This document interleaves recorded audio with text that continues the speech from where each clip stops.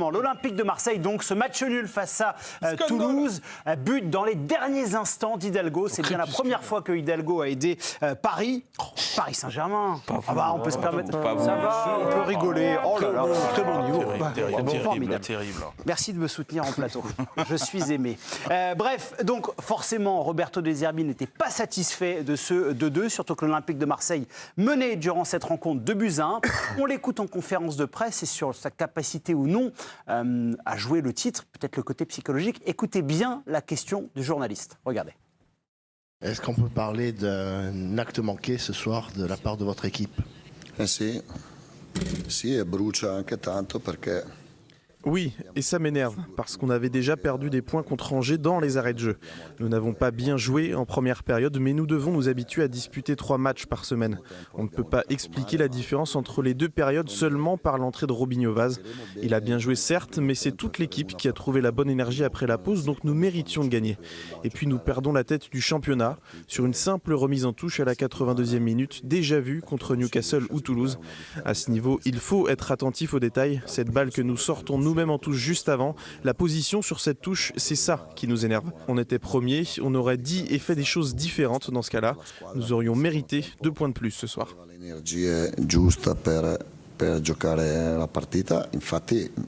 On comprend et on voit la frustration de Roberto De Zerbi, l'importance de la première place et surtout le côté répétitif. Il y a ce chiffre qui est assez important concernant l'Olympique de Marseille. Alors, il y a un match de Ligue des Champions, mais il y a aussi 3 matchs de championnat. C'est les fois où, en fait, l'OM a perdu des points durant les derniers instants. Il y a évidemment en ouverture de saison, ce but de Ludovic Blas face à Rennes.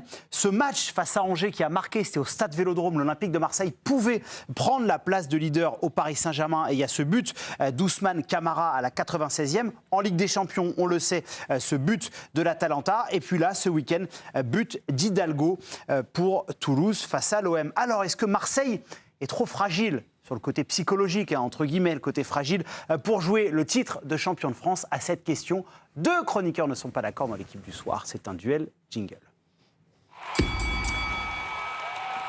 Oui, ils sont trop fragiles. C'est Fred Verdier et vous allez être opposé à l'homme qui pose les questions, Félix Roy, qui pense que non. 30 secondes, c'est un peu court pour une question. Est-ce qu'on peut mettre 2 minutes 30 en régie pour Félix Roy? Non, désolé Félix, c'est 30 secondes. 30 secondes, ouais. Fred, oui, ils sont trop fragiles, vous avez la main. Ça me rappelle presque un film d'Hitchcock que j'aime beaucoup, que c'est L'ombre d'un doute. C'est vraiment ça qui me saisit avec l'OM depuis le début de la saison, parce que ça fait beaucoup de gaspillage, beaucoup d'occasions ratées. Voilà, à ce jour, ils ne se sont pas prouvés qu'ils étaient capables d'être vraiment configurés pour jouer le titre. Il va se passer des choses. La Ligue des Champions va encore mobiliser l'énergie, puisque là, ils sont partis pour ne pas la quitter tout de suite. Alors, la CAN, ils vont perdre au moins 2 pièces essentielles qui sont Aguerd et puis Aubameyang. Ça fait beaucoup, et ça fait beaucoup de points perdus surtout, et de certitudes en moins. Attention, le temps. Fred s'est transformé en Félix. La réponse de Félix. Je reconnais bien le côté battleur audiovisuel de Fred Verdier, de vouloir créer une psychose hitchcockienne un peu factice, histoire d'alimenter les temps d'antenne libre. L'OM est confortablement levé dans un groupe de 3, ma foi, qui a 2 points par match. Il n'y a pas d'écart qui a été créé particulièrement, avec un PSG en rodage, et le mot est faible, et avec un Racing Club de Lens qui surperforme. Le talent Marseille, là, quiconque a vu la 2e mi-temps justement de ce match face à Toulouse, a priori pas beaucoup de raisons d'être inquiet. Il y a eu une énorme et impardonnable erreur d'inattention. Les erreurs faites ne seront pas forcément reproduites, tout va bien. C'est terminé. Un duel de bavards, mais on les apprécie pour ça. Si vous pensez que l'Olympique de Marseille est trop fragile pour jouer le titre de champion de France avec le Paris Saint-Germain et le Racing Club de Lens, vous votez pour Fred Verdier. Si vous êtes opposé à cette idée, Félix Roy. Dave. Il y a des bons arguments de part et d'autre. Non mais c'est vrai. Je trouve que c'est bien établi, le fait qu'effectivement, il y a encore une zone d'incertitude pour les Marseillais, que effectivement, quand ils peuvent saisir des occasions, pour l'instant, ça a l'impression que ça savonne, ça glisse un peu entre les doigts, et que, compte tenu de cette espèce toujours un peu de bouillonnement, ça peut être peut-être une limite. Et je suis assez d'accord aussi avec le fait que, comme le dit Félix, cette équipe, elle a l'air quand même bâtie, et construite, et animée pour jouer le haut niveau, très haut niveau. Et moi, je pars un peu là-dessus quand même. Moi, cette équipe, même si tu as des moments où tu te dis, ouais, effectivement, il y a un peu de fébrilité, c'est pas assez serein, etc. Malgré tout, dans une saison où Paris, ça reste. Il y a une équation, Paris, quand même. Il y a une énigme parisienne.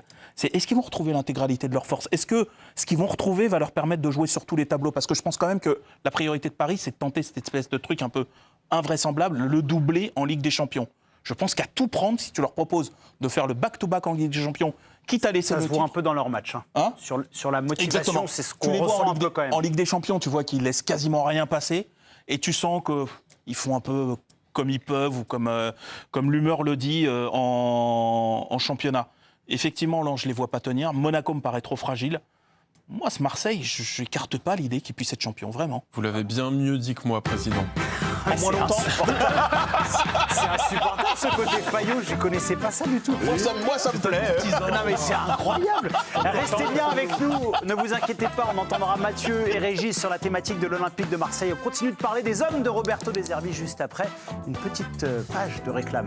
Mathieu, quand on est joueur comme ça, à domicile, qu'on a la possibilité de passer devant, et on le voit sur les images de Pierre-Emile Hochberg qui retire son maillot, il y a une forme de libération. Ça joue vraiment la pression, on le ressent, on y pense quand on est à 2-1 à la maison. On va être leader de Ligue 1. Là, c'est criant, ça se ressent. On sent que psychologiquement, sur l'enjeu, parce qu'ils ont tout pour maîtriser, continuer de maîtriser ce match. Et tu sens qu'il y a l'enjeu qui commence petit à petit à se faire ressentir. Et tu vois qu'il y a une sorte de nervosité qui s'installe, qui n'a pas lieu d'être en finale, mais elle est palpable. Et on voit que cette touche, on ne sait pas pourquoi il dégage en touche. C'est vraiment une succession de choses qui sont totalement incohérentes, qui doivent pour pas toi, c'est arriver. rédhibitoire? En fait, c'est ça la question. Non, c'est pour ça, moi je trouve que c'est pas rédhibitoire parce que ils sont là où ils doivent être. Pour le moment, ils sont pas largués. C'est pour ça que je rejoins Félix. Ils sont pas largués, ils sont à la lutte. Le but, c'était justement, quand on en parlait au début de saison, c'est que Marseille soit à la lutte, reste au contact, soit au contact. Ils le sont. Donc louper quelques occasions à ce moment-là de la saison, c'est pas si grave, ils vont apprendre de ces choses-là et ça va peut-être même leur servir pour être plutôt, on va dire, clutch sur la fin de saison. Ouais, je pense. En tout cas, Roberto De Zerbi avait mis en garde ses joueurs après le succès face à Newcastle. On l'écoute. E quindi no, non spero di. Après Newcastle, je leur ai dit, les équipes de top niveau rééditent leurs performances le week-end. Celles qui sont dans un entre-deux ont du mal à apporter cette continuité. En première période, on a montré qu'on n'était pas encore à ce niveau et en seconde, qu'on pouvait l'atteindre. Mais on le paye cher, car je vois beaucoup d'adversaires faire moins, mais gagner. Sur ce qui se passe à l'Olympique de Marseille, Régis, est-ce qu'à votre avis, ils auraient dû mettre plus la pression sur le PSG? On connaît tous les difficultés parisiennes sur ce début de saison. Est-ce que c'est une occasion manquée ou Moi, je ne trouve pas. Non, pas du tout. Pas cette période-là. Pour vous, c'est trop tôt? C'est beaucoup trop tôt. Ils sont troisième, ils sont dans le truc où on les attend.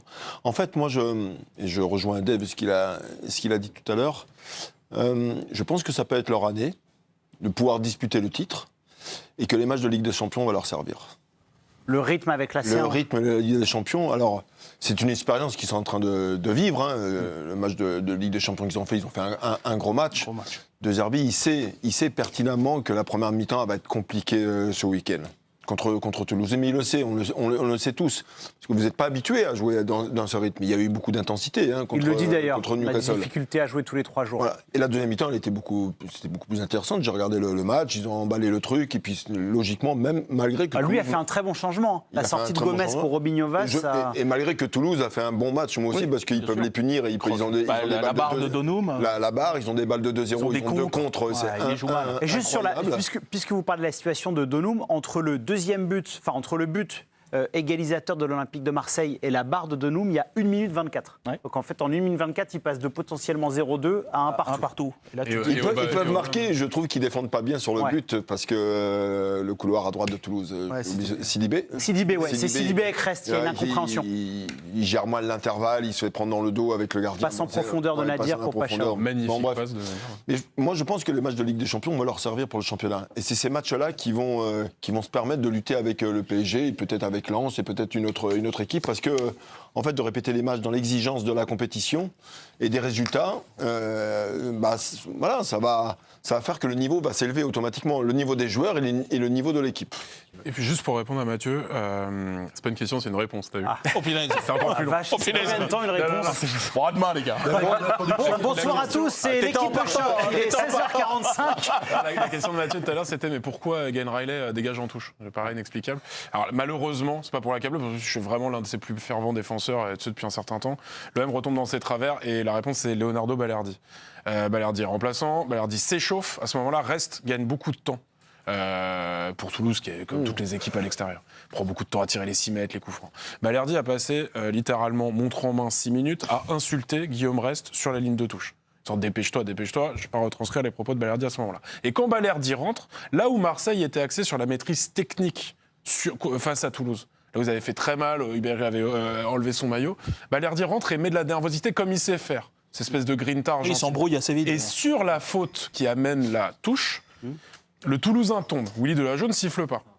Balerdi se penche sur le Toulousain. Relève-toi, qu'est-ce que tu vas faire? Comme il faisait dans cet esprit où parfois il est un peu en perte de repère. Et là où il nuit à cette équipe de De Zerbi qui parfois elle-même est en nervosité. Et donc Glenn Riley a le ballon et a ce réflexe de le foutre en touche du genre bon, ok, il y a faute, on gagne du temps. Ouais. Pour suivre l'initiative de Balerdi. C'est pas pour accabler Balerdi. Mais si Balerdi joue et a le langage corporel d'aller poursuivre l'action pour partir en compte et pas se pencher sur le Toulousain comme il fait souvent contre le Paris Saint-Germain ou d'autres équipes, quand Marseille mène, Glenn Riley, je pense pas qu'il dégage en touche. Ce qui n'excuse pas la gestion de la longue touche derrière. Non, mais parfois il y a le côté nervosité. C'est justement ça, c'est juste le fait de le nombre de points qu'ils perdent pour le moment dans les arrêts de jeu, ça relève de la nervosité. Et ce que c'est pas tactique, c'est pas physique, c'est mental. Quand tu perds, tu perds dans les derniers instants d'un match, c'est mental. Et souvent, ce qu'on peut travailler, ce que les entraîneurs mettent en place aux entraînements, quand tu sens que tu perds souvent comme ça, c'est que tu mets ton équipe type qui part avec un avantage de but. Et derrière, tu as 5 minutes et l'autre équipe, elle doit essayer de marquer absolument. Et l'autre doit tenir. Et c'est comme ça que tu peux essayer, sous pression, en fait, de mettre ton équipe sous pression, même si évidemment, tu ne peux pas recontextualiser un match. Mais je pense qu'ils ont besoin de travailler ça pour avoir une gestion des fins de match plus tranquille. Donc ça part déjà de l'émotion humaine de tous les joueurs. Mais pour gérer surtout l'aspect enjeu global du match.